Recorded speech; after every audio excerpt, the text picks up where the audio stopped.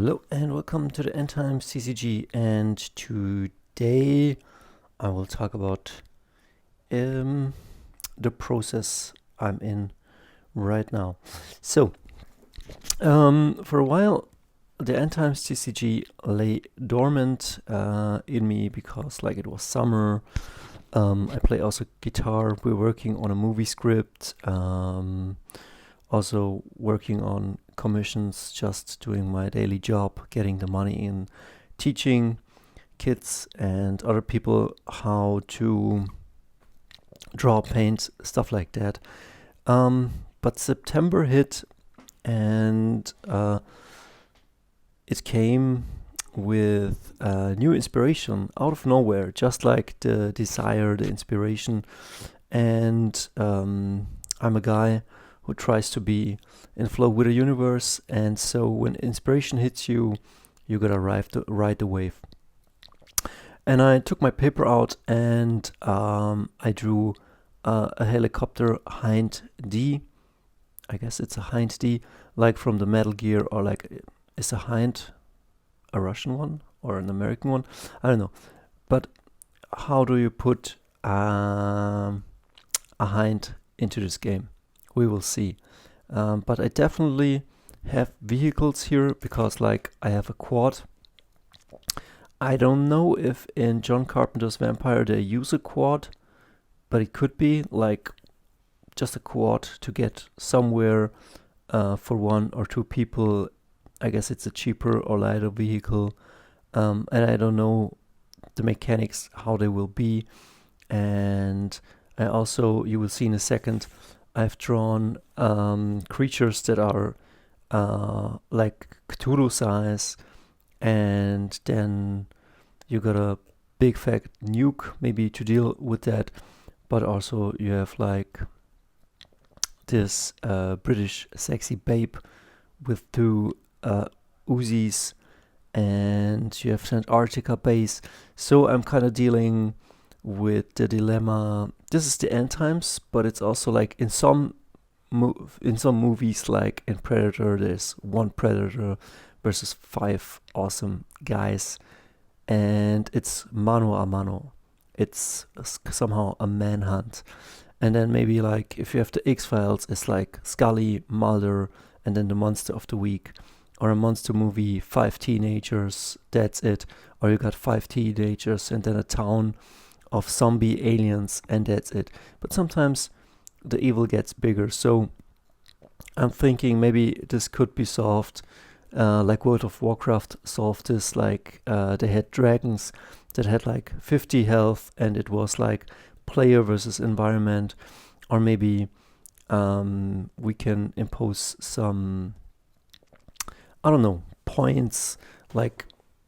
I think in the game Rage, this Rage, you could say how much renown you play, and then the opponent could come up with a deck that matches that.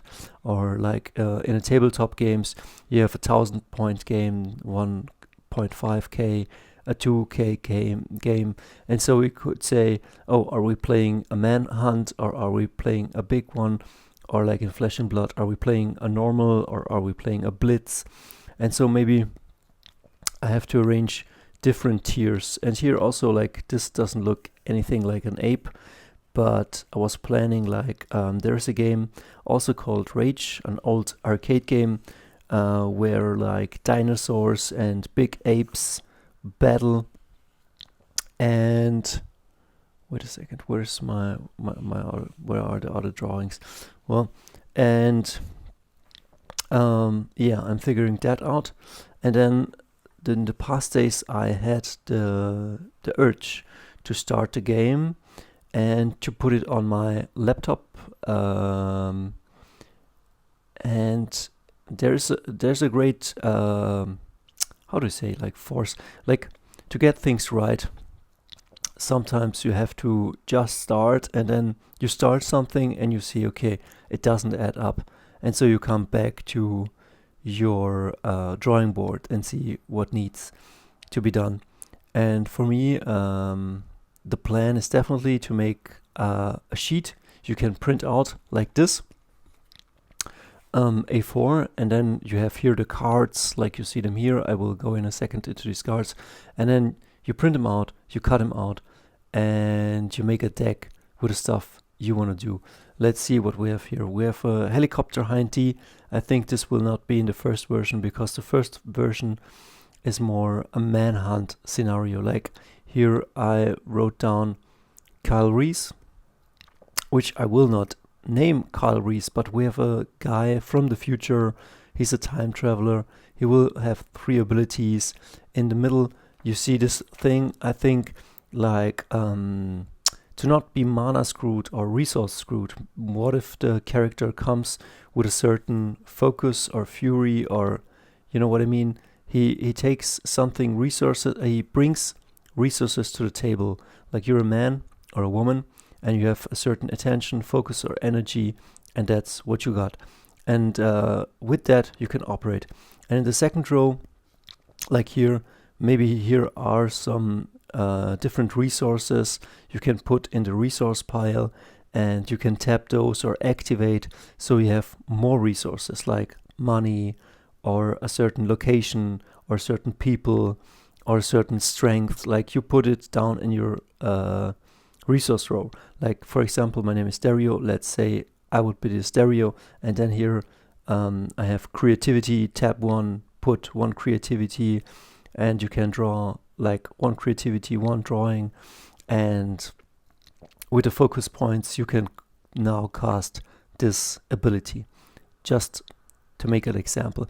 But I will I will just focus on strength, intelligence, and dexterity, like in Dota, Heroes of New Earth, or Diablo, just to bring those down. And I think the next essential point will be that every human or every human-sized thing will have here a hand or an open fist, and here his health. And I think that the health will be much bigger than the fist, because like, and that's what I'm searching for. Like here in Hearts and War Machine, like big trolls or big guys, like usually they have like 15 health points, and in the World of Warcraft TCG, like big health points are, let's say, 20 to 28 range, and I have to see what a human size has at health. And maybe if Kyle Reese is fighting a Terminator, it's a machine, but is the health of the machine bigger, and is the punching force bigger? And I would say both, yes, but maybe Kyle Reese is a bit cheaper to cast. You know what I mean? I have to see, or maybe like your point cost for Kyle Reese will be a bit less than for a Terminator. And so I don't know how to structure yet, but definitely here will be a fist, and every tool, like a knife, if you have hands, you can use this, and so on. So I'm a bit thinking. And then like I think each character brings his own resource. Each character like has a certain focus or attention or points, action points that comes from here. And then 3 abilities, 1 ultimate, like you know it from the MOBA genre. And then maybe you can flip it and have an even stronger version of it.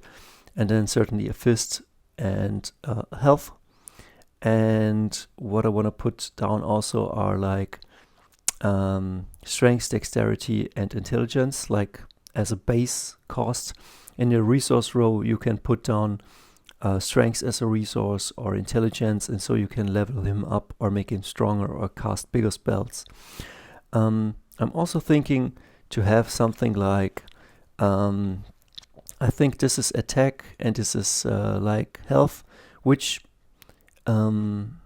is neat, and maybe if you know what it is, but at the first glance I don't know like dick shit. But I don't even know what this is.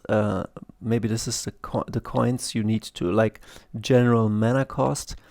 I don't know what this was, or this was, I think this was, I don't remember anymore, but this was like honor.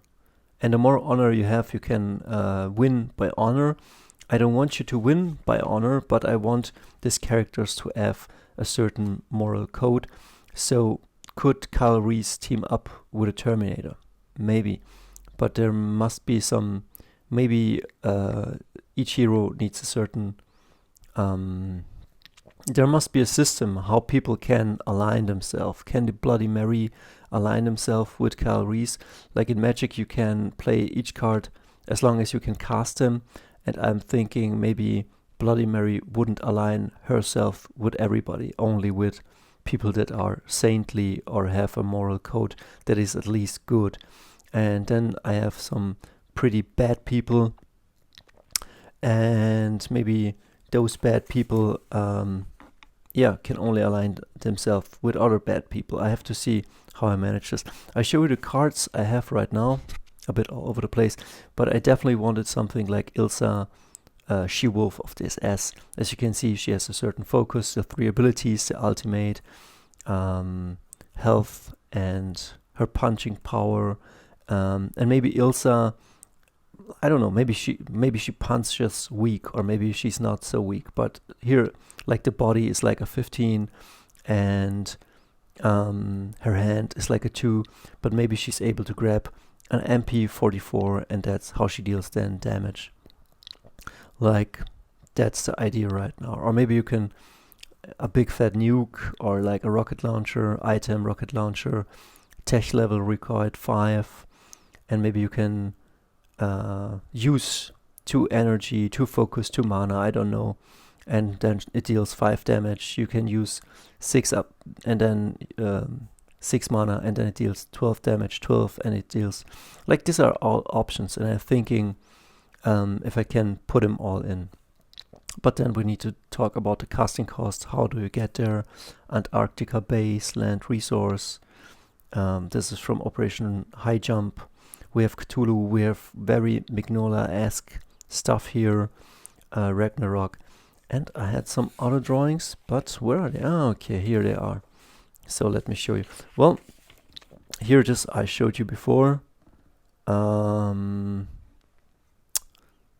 Yeah, I think, I don't know when, but soon, like that's what I'm working towards.